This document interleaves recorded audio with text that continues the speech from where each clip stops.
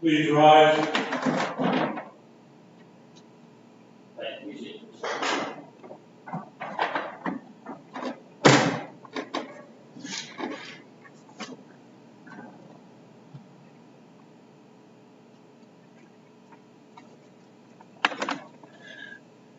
Nobody's leaving. Out at the jail. Well, yeah, I log off and log back in, make sure it's not up on my end. All the hours still under the Smith. Okay. You never turn it off. Yeah, right. Yeah. That turn that off and back to the session. Recording in progress. We should now have people in play. Have you let anybody in yet? Huh? Have you let anybody in yet? I've got Tim Johnson, competency. Denny's co-counsel. I'll assume Denny will be in his office. But I've got a 1 o'clock here live too, so Okay. let me see what's All right, got 6 people, including Dan.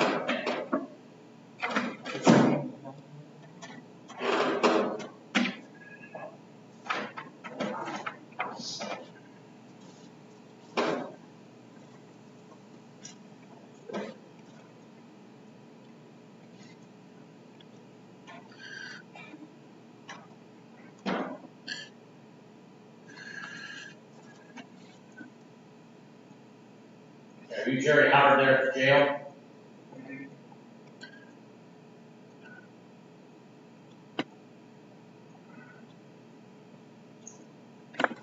All right. Right. This is case number 20 CR 48, State of Ohio versus Jerry G. Howard. Howard is appearing by Zoom from the jail. His attorney is Daniel Witt, appearing from her office. Appearing on behalf of the state court office of the prosecutor's office. This is a pretrial, and I have been presented with a plea of guilty form. In case of Howard going to enter a plea of guilty. Now, Ms. Witt, you and your client each agreed that he can appear by Zoom remotely rather than being personally present in the courtroom. You're agreeing with that, Mr. Howard? Yes. All right. The defendant charged, like I said, with one count of aggravated possession of methamphetamine and a fifth degree felony. Third degree felony. The matter is set for a trial on June 13th. I have received this plea, Mr. Howard, which says that you're going to enter a plea of guilty to the charge. I'll hold this up to this camera on the screen so you can see. You see your name there with the plea of guilty form and the charge. All right. This is a 3-page form. On page 3, almost halfway down the page, there's a sentence that says, "I enter this plea voluntarily." And right below that is a signature, which appears to be Jerry G. Howard. So I'll hold that up to the camera and ask you if that is your signature there that I'm showing you with my finger. Alright. When did you sign this agreement, Mr. Crowder? When did you sign this agreement? Alright, there at the jail? And was Miss Witt there when you signed it? Did she go over with you and explain everything to you and answer any questions you had? Did you understand when you signed it, it's an agreement to plead guilty, which means there won't be a trial, the next step in your case will be a sentencing hearing? And did you feel that you had enough time to fully consider this matter before making this decision? And are you entering into this agreement to plead guilty voluntarily? Right, the agreement states that you're going to plead guilty to the charge of aggravated possession of methamphetamine under section 2925.11 Higher Revised Code 33 felony. Further states you understand that the maximum prison term for that could be 36 months in prison. The minimum is 9, and there's increments in between that of 9, 12, and every 6 months. There's a fine available of $10,000, a mandatory fine of $5,000, and a license suspension of 6 months to 5 years. It's not a requirement to be sentenced to prison, although there's a presumption that that's the appropriate sentence. You understand all that? And are you facing any felony charges in any other jurisdiction? Are you currently on community control, probation, parole, or post-release control for a felony in any jurisdiction? Right, now under the law, if you're convicted of this offense and serve a prison term, once you complete that term, the law provides that the adult parole authority could, at their option, put you in post-release control for a period of up to 2 years, which means that you will be supervised under a term they set by a parole officer, and if during that period of time they determine that you are not compliant, then they could return you to prison as a sanction, making sure that they should period of up to 9 months for one violation. There is a cap of half of the prison term for all violations, but there's a new felony conviction while you're under post-release control. Then additionally, there are sentences the judge in the application proposed. That judge would also sentence you for committing that offense while under post-release control in this case to an additional period of 1 year where time left on that period of post-release control is greater. That occurs, that must be served consecutively with the sentence in the case. You understand that? Now, under the law, I'm not required to sentence you to prison. I can put you under what's called community control or probation. And that means instead of going to prison, you would be supervised by a probation officer in the term set by the court for up to 5 years. And if during that period of time they felt you were not compliant, they would file written notice of that to the court. There would be a hearing. If you get a copy of it, you would be entitled to have an attorney. The outcome of the hearing, once you fail to comply, and at that time, the court would revoke community control and send you to prison for 36 months and fine you $10,000. You understand that? Right now, the charge in this case alleges that on or about December 10, 2019, in Highland County, Ohio, you did knowingly obtain, possession, use, a Schedule II controlled substance with methamphetamine in an amount equal to or exceeding bulk amount, with less than 5 times bulk amount, violation of section 2925.11 of the Higher Revised Code. And that's the charge of aggravated possession of a methamphetamine third-degree felony. Now, do you understand what it is you've been charged with, what the state said you did, when, or how they alleged you did it? Yes, sir. And have you discussed the nature of the charge, evidence in the case, possible legal issues in the case, possible offenses you might try to raise at trial, possible outcomes of the trial with your attorney? Yes, sir. You're satisfied with their advice and confidence in this matter? Yes, sir. Are you under the influence of any types of drugs or alcohol at this time? Yes, sir. Are you taking any prescription drugs? I think, cereal, drive out of the, VA. This time, I'm taking, try to get VA. But pretty much, like that. Are any of those medications interfering with your ability to understand what's going on here today, or to express your opinions accurately, or to make informed decisions? Thank you. Right now, on page 2, there are 2 lines that are printed in bold and underlined, and it states, defendant shall not plead guilty to the indictment. State defense shall not recommend community control and admission for police and drug court. Is that your understanding of the agreement? Yes, sir. Does anyone promise you anything other than that to get you to plead guilty here today? Yes, sir. Now, under the law, the recommendation of the parties, sentence is not binding on the court. So if you plead guilty, I'm not required to follow that recommendation. I could decide that you should be sentenced to prison instead of getting community control. You understand that? Yes, sir. Right, and then also, drug court is not something that the court will order you to, it's something you will have to apply for. So you will have to meet with the drug court coordinator and go over the program description, requirement for her, and then decide if you wish to apply to the program. And then the court will make a determination whether or not you would be appropriate for that document. Do you understand that? Yes, sir. All right. Now, do you hold any license or certification from any state agency that regulates an occupation or trade, or any specific occupational profession? This is where I'm retired about the evening. Okay, well, that'd be a trade group, but you don't have any government issued license for anything like that. Okay. Now, you have certain rights and understand for an accepted plea from you guilty. First, you do have a right to counsel, and Ms. Litt was appointed to represent you. That wasn't simply work the case out, but provide any defense that could be available to you under the law that you wish to provide. So, you decide that you do not want to enter a plea of guilty, but you want to defend these charges, and she'll continue to represent you and defend you, including a trial if that's what you want. You understand that? Yes, sir. Now, in the Constitution, you have a right to have a jury trial in this matter, Mr. Howard, in which 12 people will be selected from a group of citizens who live in this county that are summoned for jury duty under your trial date. After they are selected, the evidence will be presented, they be instructed on the law by the judge, and that jury of 12 will then decide by unanimous verdict between all 12 and have to agree as to whether or not the state proves your guilt.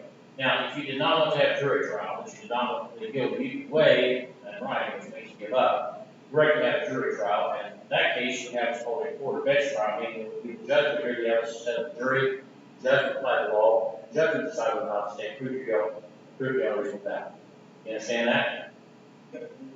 Right now, in the Constitution, you have the right to confront the witnesses against you and cross-examine them through your attorney. What that means is the witnesses against you have to come into court, testify in front of you and your attorney and anyone else is present. After the prosecutor's done asking questions, your attorney will ask questions. That's called cross-examination. The purpose of which is to bring out evidence that helps your side of the case. You understand that? Yes, sir. In the Constitution, you have the right to use the power of the court to compel or force witnesses to come into court to testify on your behalf in the same state. So if you have witnesses you're not certain are going to come in voluntarily, you request the court issue a court order that's called a subpoena that forces those people to come to court to testify on your behalf if you want them to, even though they don't want to be here. And that's the same way the state's witnesses are required to come to court. You understand that? Yes, sir. Now, under the Constitution, you have a privilege against self-incrimination, and you can't be forced to give evidence or testify in this case at any time, including the trial. No one can ever make you testify. The prosecutor can't, the judge can't, you decide. You decide not to testify. The fact that you did not testify cannot be used against you in any way by any person at any time. And no one's even allowed to comment about it except for one situation, and that is if there's a jury trial and you don't testify, the judge instructs the jury, but because that's your right, you cannot consider that for any purpose. You understand that? Yes, sir.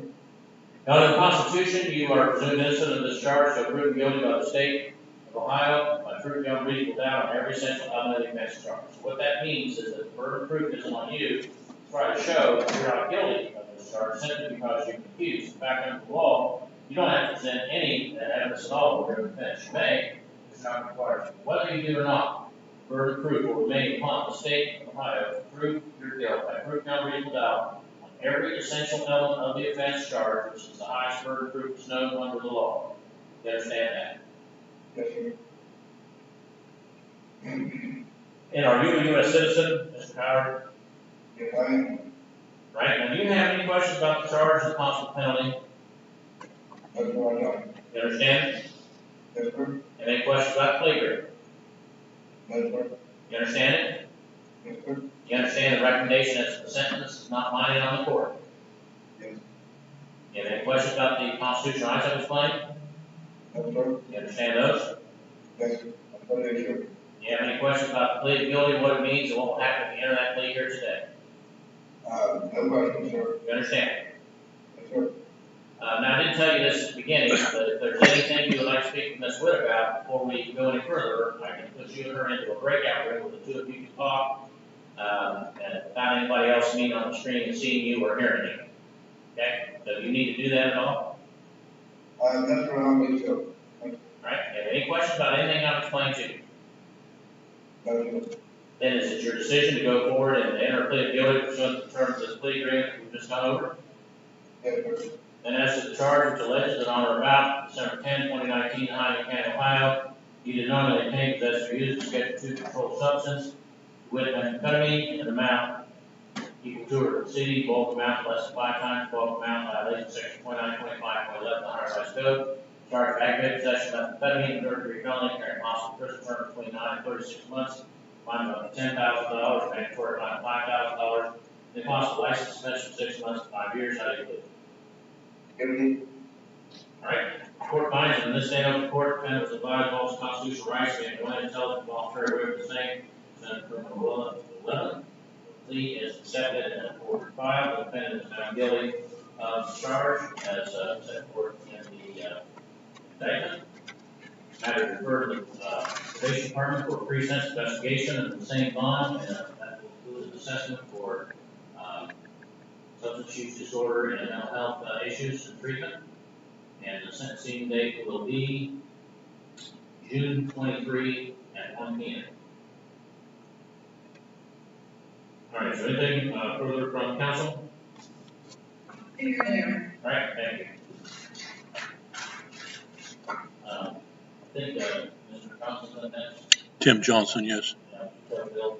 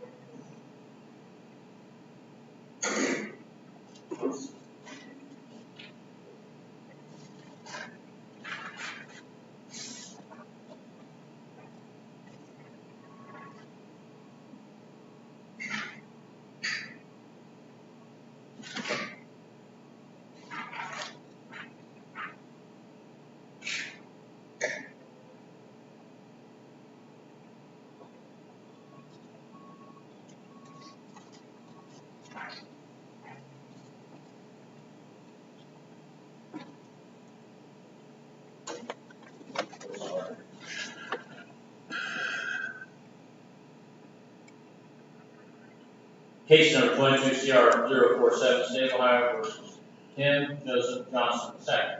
Are you Tim Joseph Johnson II appearing from the jail? Yes, sir. All right, Mr. Johnson, this hearing will be conducted by Zoom. It's an issue confirmed in the mental competency retained trial. He is represented by co-counsel Dennis Kirk is appearing on the Zoom in his office. And Mr. Armstrong is actually present for he has other clients here. And the prosecuting attorney named Collins is appearing in her office. The court ordered a report as to the defendant's ability to stand trial and understand the nature of proceedings, assistance, defense, and also ordered the evaluation as to the defendant's status of conflict defense. I've received both of those reports from Dr. Aaron, E-R-I-N, and Nichting, I pronounce it Nichting, the psychologist. And in her opinion, the defendant is found to stand trial, and there's no support for a possibility of insanity plea. Now, the attorneys for the defendant each had a chance to review the report, Mr. Armstrong. I have, Your Honor. All right, Mr. Kirk. I did, Your Honor. All right, Mr. Armstrong indicated you did as well. Ms. Collins, you read a copy as well. Yes, Your Honor. Does either party wish to offer any other evidence regarding the issue? Defense will submit it on the report, Your Honor. All right. On Collins? behalf of the state. All right. Well, then, based on the report, the court will find that the defendant is capable of understanding the nature and objectives of the proceeding and to assist in his own defense, and does therefore meet the requirement that he be found to stand trial. The court so finds, and the court will note that there's no reason for filing any sanity plea should that be under consideration. All right. So the case will be restored to the active docket. We'll go ahead and recess this. I don't think we have any scheduled this point, because of the evaluation. And has there been a previous time waiver other than the waiver caused by the filing of this motion? If there, The other waiver would have been his filing of discovery that they filed and not complied with our request. Okay, so we're still holding it, okay. All right, and his date of arrest was, January 29th? Is that correct?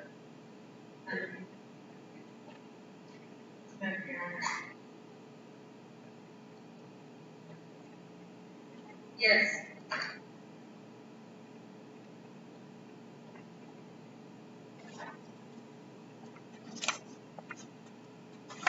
It may have been the 30th, because that probably would have been after midnight, but 29th or 30th.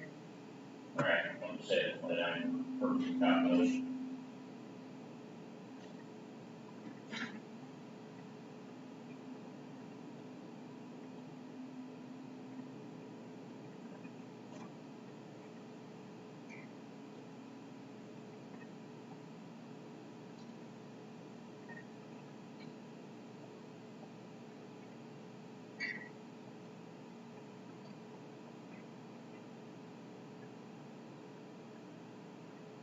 All right, Luke, reviewing the record, it looks like discovery was requested on the paper of March 7th, whole time. Then the state complied, I believe, around the 14th of March, and then also on the same day filed their demand, which has not yet been responded to, of course, also awaiting the competency order. The competency was ordered on, well, the motion was filed on April 12th. And so the whole time he was told until this defendants comply with the discovery request, so that would be 37 days of the 90 days expired. That would leave 3 days pending. All right.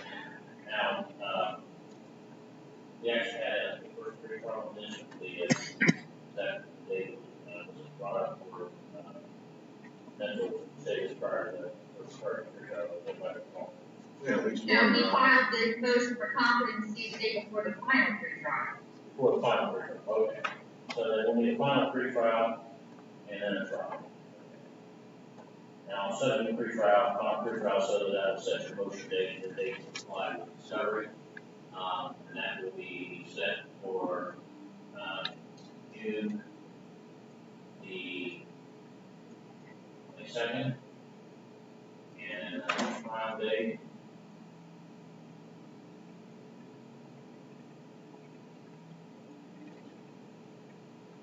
No, actually,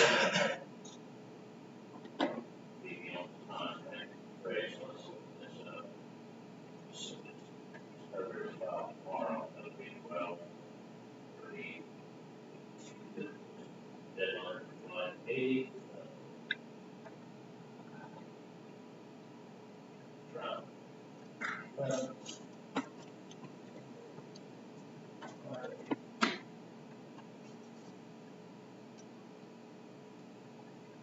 Alright, so the court will set the final pre-trial for June 1st. And the trial date will be set for June 27th. June what? 27th at 8 a.m. Your Honor, I will be out of town that week. No, I think if it helps. I don't believe we had our client execute a time waiver before, although it's been discussed with him. If the court wants to, we'll be talking to Mr. Johnson the next day or two.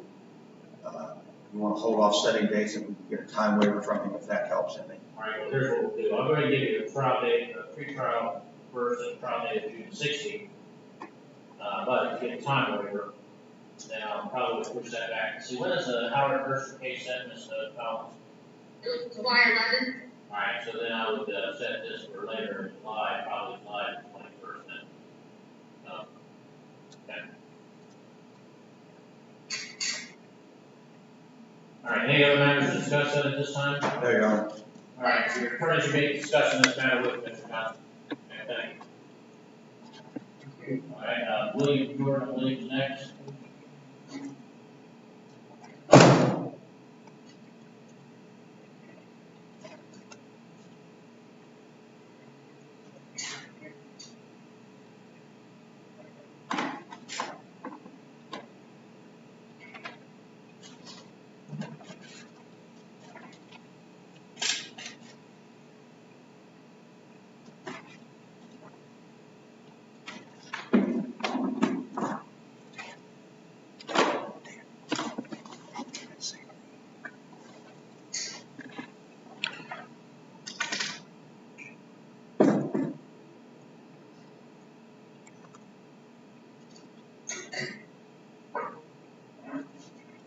All right, are you William Scott Jordan, appearing from the jail?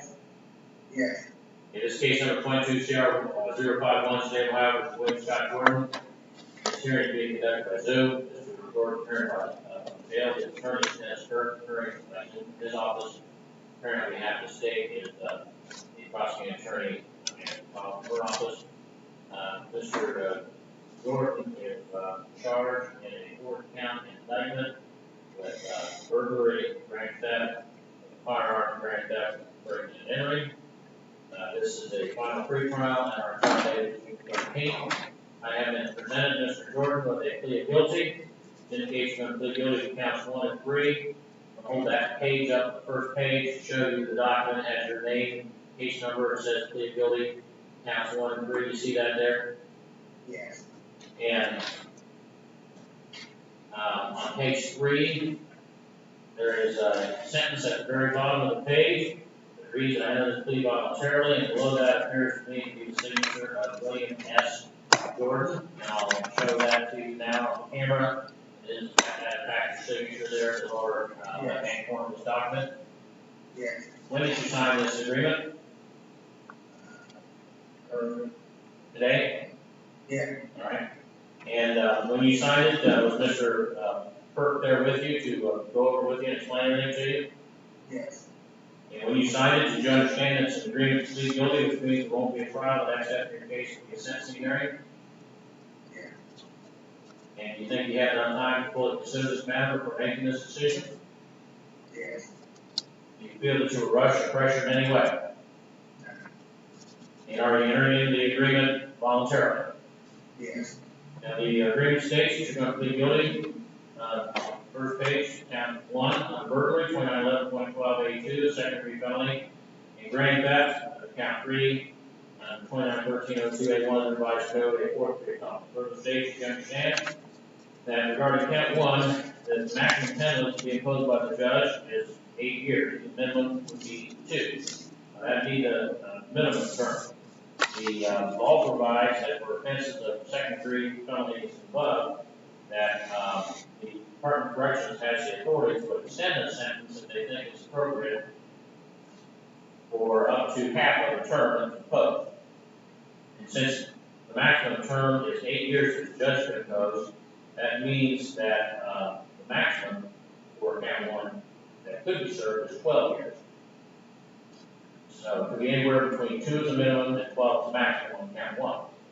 On count 3 is a 5th degree felony, 4th degree felony, and that carries possible prison term between 6 and 18 months, fine of $5,000. Now, if convicted of both of these offenses, the sentence, then you could be sentenced to consecutive sentences. And so the maximum term the court would impose on you would be 8 years on the first count, plus 18 months, which would be 9.5 years. That would be the maximum that I could impose.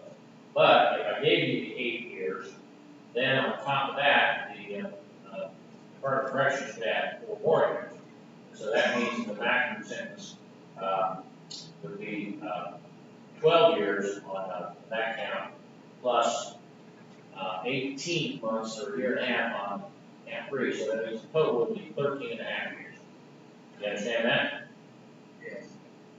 All right, now, are you facing any felony charges in any other jurisdiction? No, Are you currently on probation, community control, parole, or post-release control for a felony or any jurisdiction. Your Honor, I believe he's currently incarcerated. Oh, okay. I didn't ask that question, so thank you. So, what are you serving a prison term for? Receives, stolen property and, aggravated drugs, From what county? claim, All right. And so, what is your prison out date right now? August, August 11th, August 22nd. Okay. So, if you're convicted of these offenses and sentenced to prison, the charge could be served consecutively to that sentence, so that would extend your time, whatever sentence were imposed. Do you understand that? Yes. Okay. Now, under the law, if you are sentenced to prison on these offenses, as to count one, it will be mandatory that you be put under supervision, post-release control supervision, for a minimum period of 18 months up to a maximum of 3 years.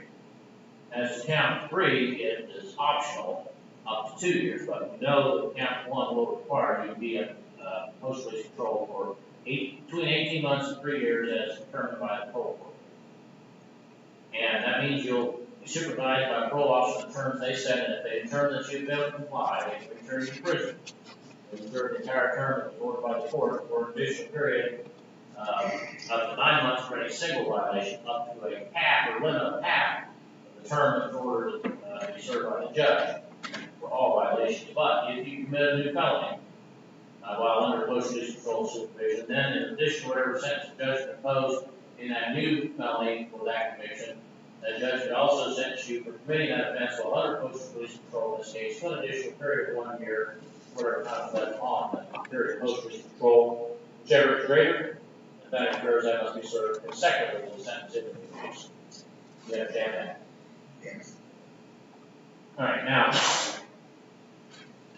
the court's not required to sentence you to prison for these offenses. Again, you get what's called community control or probation, which means that instead of going to prison, you can be put under supervision for a period of up to 5 years. Under terms set by the court, and during that period of time, the probation department thought you were not compliant, they would file a written motion with the court, give you a copy, and you would be entitled to have a hearing on that allegation, and be represented by an attorney. If the outcome of the hearing was that you failed to comply, then at that time the court would terminate community control or probation, and then sentence you to the 9.5 years minimum, which could also result in up to an additional 4 years in count one for 13.5 years, and a fine of $20,000 on top. You understand that? Yes. All right, now count one alleges that on or about May 19, 2021, in Pine County, Ohio, that you did by force, stealth, or deception, knowing a trespass in occupied structure, or separately secured, or separately occupied portion of occupied structure. That is a permanent or temporary habitation of Scott Cooper, or Scott Cooper, or any person other than a accomplice, the offender, is present, like to be present, for committed the habitation of criminal offense. Violation of section 2911.12A2 of the Ohio Revised Code, a second-degree felony. And then count three alleges on or about the same date. He did the purpose of deprive David Shaney of his property, and only intended to control of said property with a 2008 John Deere tractor and other miscellaneous items. Without the consent of David Shaney, the person authorized to give consent, that property being valued at equal to or exceeding $7,500, less than $150,000. In violation of section 2913.02A1, which is the grant up to the portion of the felony. Now, Mr. Jordan, do you understand what it is the state has charged you with having done in each of those two counts, what, when, where, and how they alleged you did it? Yes. You discussed the nature of those charges, the evidence in the case, possible legal issues in the case, possible defenses you might try to raise, trial, possible outcome of the trial with your attorney. Yes. And are you satisfied with his advice and confidence in this matter? Yes.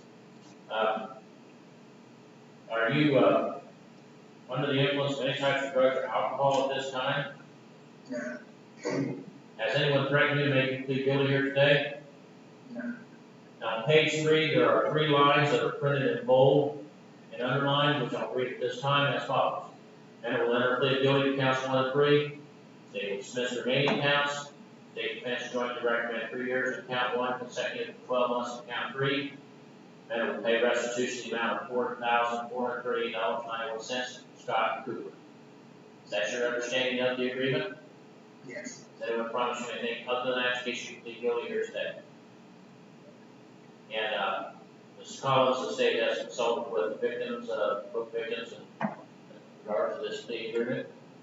Yes, I spoke with the victims myself on April the 11th, and both of them did approve this plea agreement. Right. Now, Mr. Jordan, under the law, the matter of sentence recommendation is not binding on the judge, because that's up to the judge, not the parties. So even though there's an agreement between the state and you, that you should get the sentence of 3 years on count 1, consecutive 12 months on count 3, that's not binding on me. So if you enter a plea of guilty, once I've heard all the information submitted, if I decide that's not the correct sentence, I could go ahead and impose a greater sentence of up to 8 years in count 1 and a maximum of 18 months on count 3 if I thought that was appropriate. You understand that? Yes.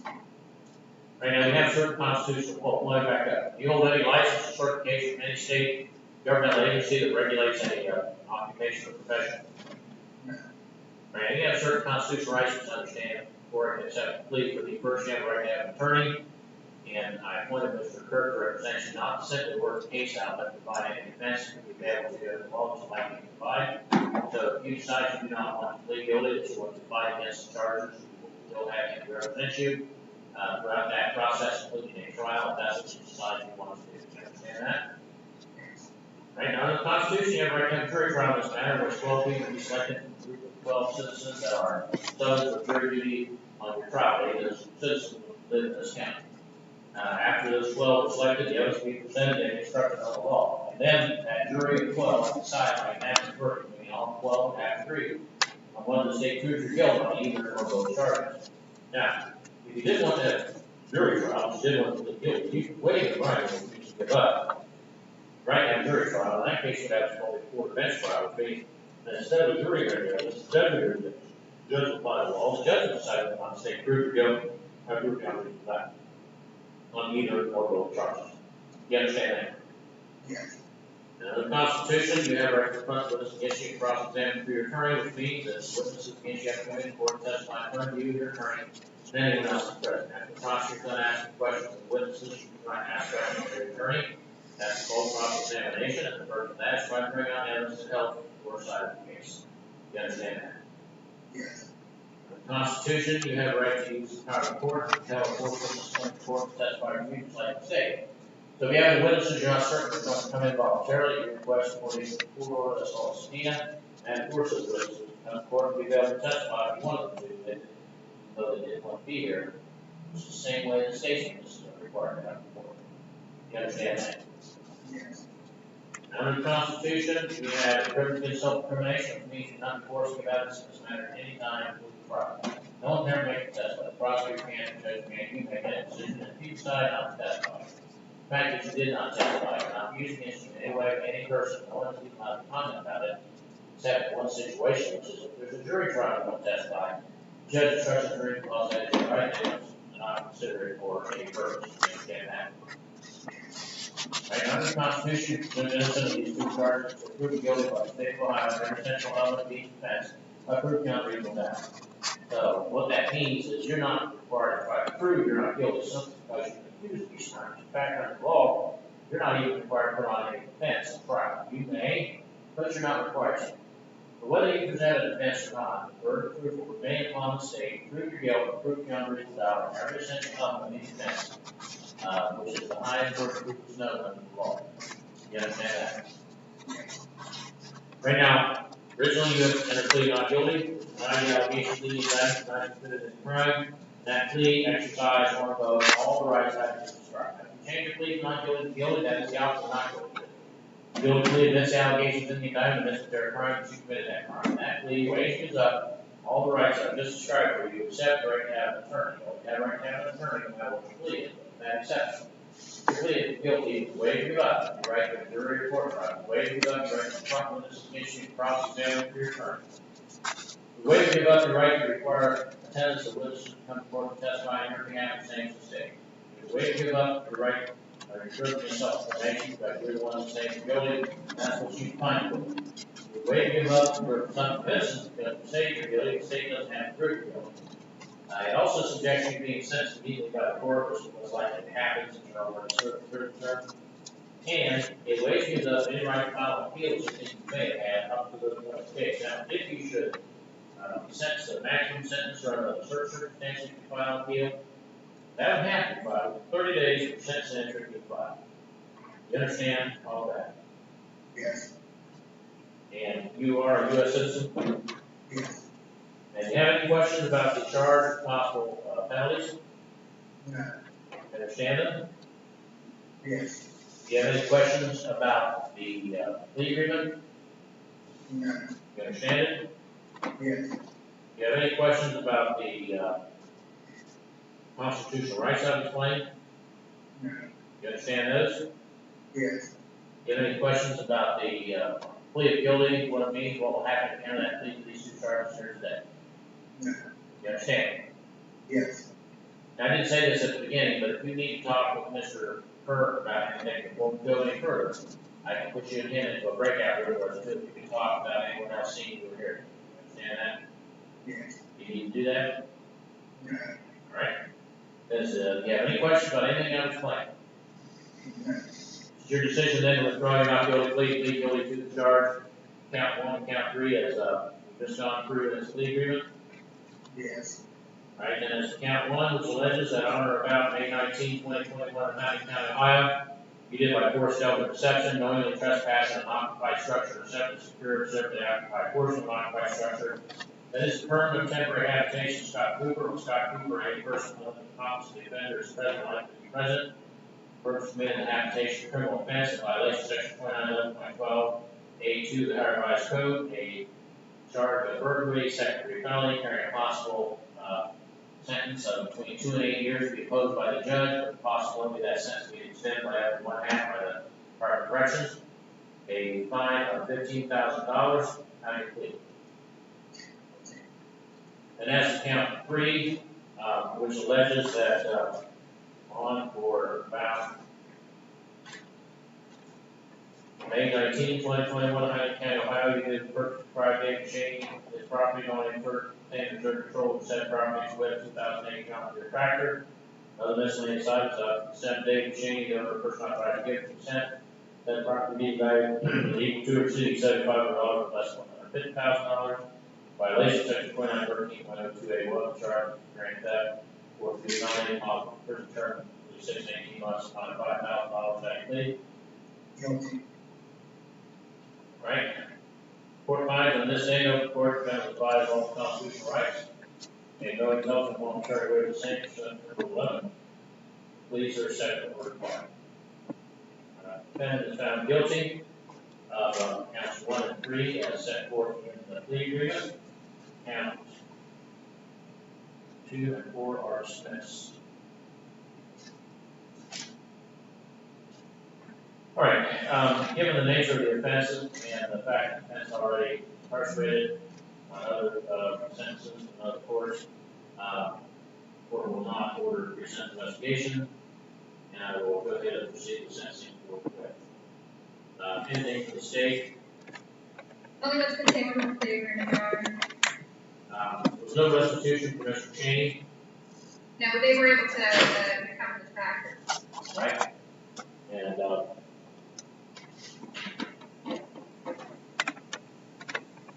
Mr. Kirk, we have defendant.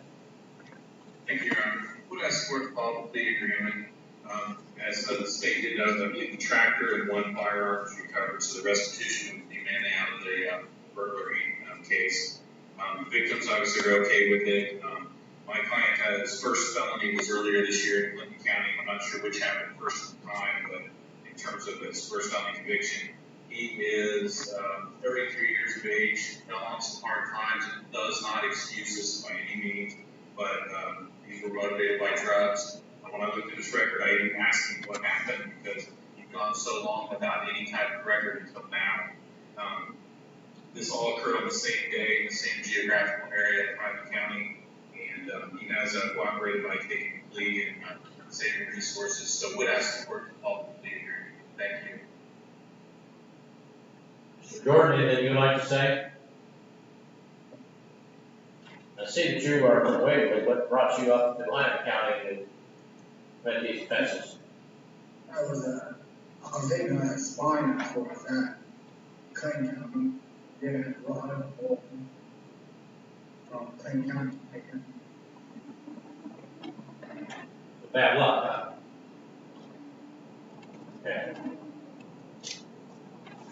Alright, well, it is the order of judgment of court that, as to count one, the defendant B, is hereby sentenced to the, Correctional Section Center Court of Ohio, for a period of, 3 years.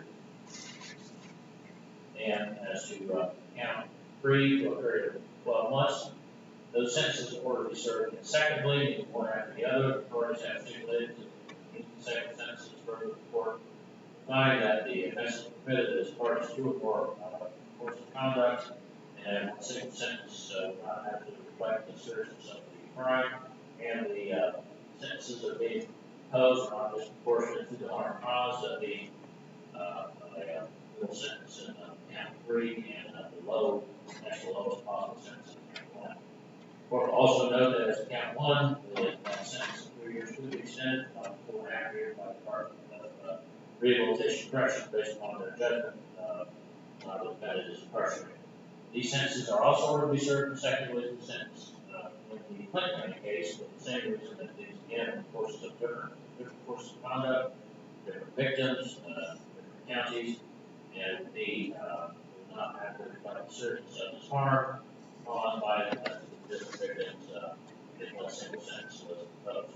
And again, the sentences are not disproportionate. And the court will further find that offense criminal history given us the crime degree shows that it's necessary at this point in Mr. Jordan's life to protect the public from future crime. Now, with regard to count 1, once you complete the prison term imposed by the court, it is required by law that you be placed under police control for a period of up to, or for a minimum period of 18 months, and an active period of 3 years determined by the adult role. And during that time, you'll be supervised by a parole officer with conditions except as count 3 is a maximum of 2 years, but it's optional, but we know you're going to be count 1. Now, in the event that they determine that you have failed to comply, they can return you to prison, making sure an additional period of up to 1.5, for up to 9 months for one violation, for a maximum of 1.5 if any sentence the court imposed for all violations. But if it is felony on the police control, then an additional whatever sentence the judge in due case imposed by the judge should also order you to serve an additional period for committing that offense while under police control in this case, 1 year or whatever time's left on that period. Whichever is greater. And if that occurs, that would be served consecutively in the sentence in the case. You're also ordered to pay restitution to Scott Cooper, amount $4,438.91. Be payable through the victim witness restitution escrow account to pay fees charged for that service. That is the substantive order. What that means, Mr. Jordan, is it's not going to go away. Because you might serve your entire prison term. They will always be there. You can't discharge in bankruptcy. There's 2 ways to handle it. Pay it or you die, whichever occurs first. All right. We're also ordered to take court costs for judgment grant execution order. If you fail to do that, then the court could order that to be collected first by virtue of excluded levy on bank account and waiting for federal assets. That doesn't cover it. Then, in addition to then the court could order you to be served once you complete your prison term on life prison. They give you credit for each other work, and not every second, for each other work, reduce your judgment by that amount, and take control. According to the sheriff, you've got 2 days in this county, they set to 18 for their time credit. Held another day and they take it back and get that credit. All right, anything further from council? You said 2 days, and then what did you say about another day? I just said that they'll take care of that at the present. Oh, Right now, we just calculate up to the date of sentence, and the prison calculates it. They get right. there. I just didn't understand what you said. Okay. There's 2 days. 2 days. Okay, thank you. All right, thank you. You're remanded back to custody. Joseph Michael McClure is next.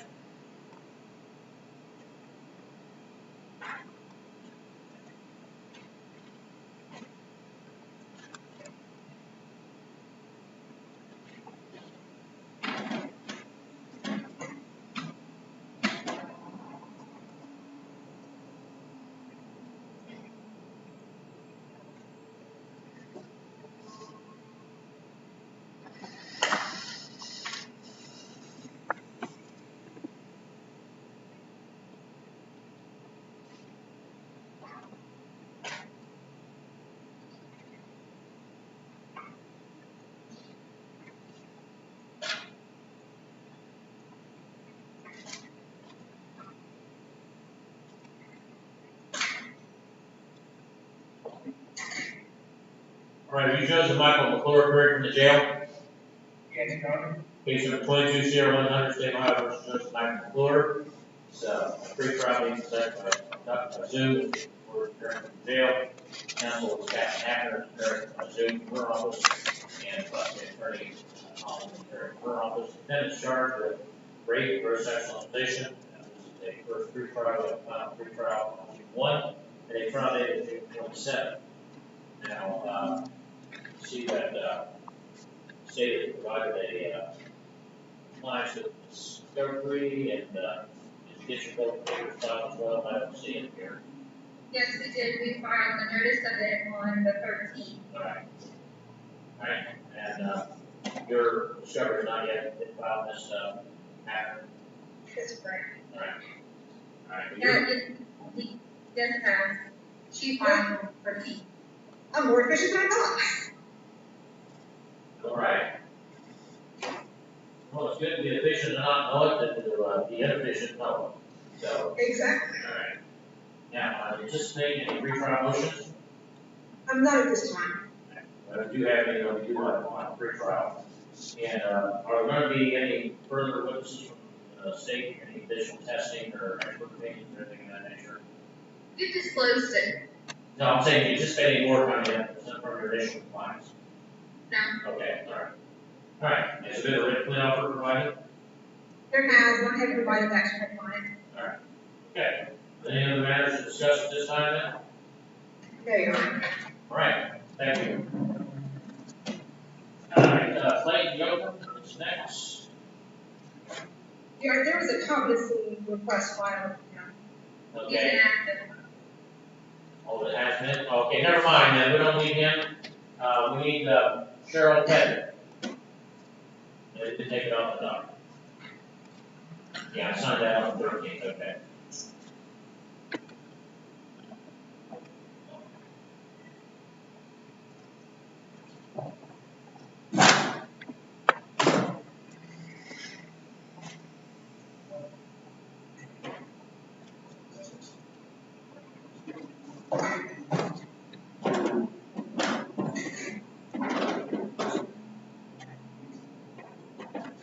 That's Clayton Yoakum.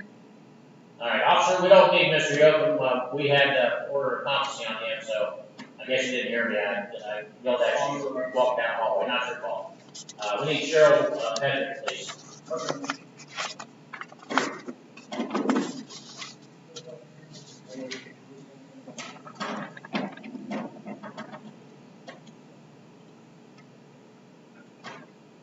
Who's the last that's yeah. Who's your hand? Your Honor, I'm gonna bring over the plea form for Beth Stewart. Oh, okay. All right. Well then, while you're doing it, I've got a couple cases up here I can hear. Okay, so I just need to print it off and bring it over. All right. All right, go ahead. We'll get to you in a few minutes, Ms.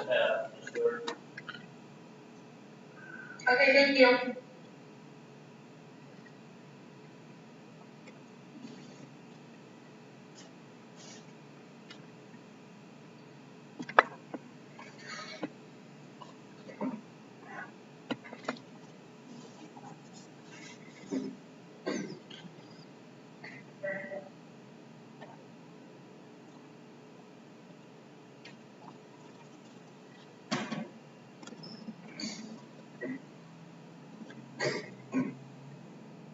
Alright, case number 22-0119, State of Ohio versus Sherrill and Hendrick.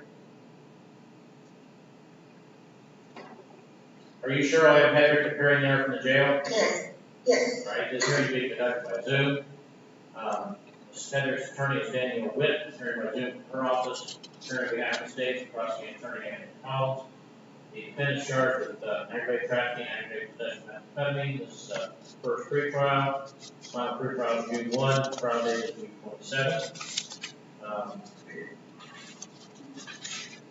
I don't see a witness here.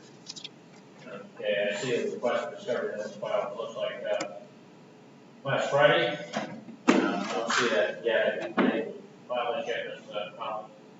Yes, we have. We filed on the 17th, Okay, along with our bill of particulars. all right. So the files are full. They got the file, so they just said yeah. All right. You just made any pre-trial motions, Ms. Witt? No, none of this time, Your Honor. And has been a written plea offer provided? Yes, Your Honor. All right, you're not aware of that, Ms. Witt? Not yet. I will be out to see her, this week. All right. All right, any other matters that to discuss at this time?